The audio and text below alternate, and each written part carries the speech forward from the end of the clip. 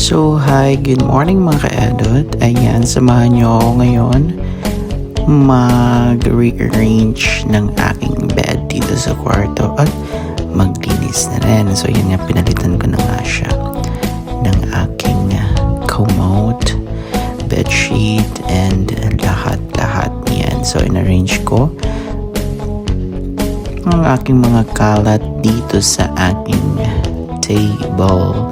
Kung makikita nyo naman, di ba? Super kalat talaga ng aking kwarto. Kasi this past few days, hindi nga ako naglinis kasi natatamad ako. Obviously. So, ayan. Magpunas na muna ako ng aking desk para malinis. At yung aking laptop stand. At sinet up ko na rin yung aking chairs.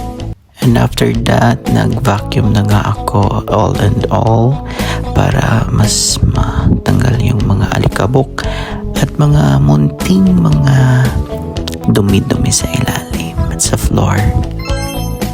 So, shala! Yan na siya!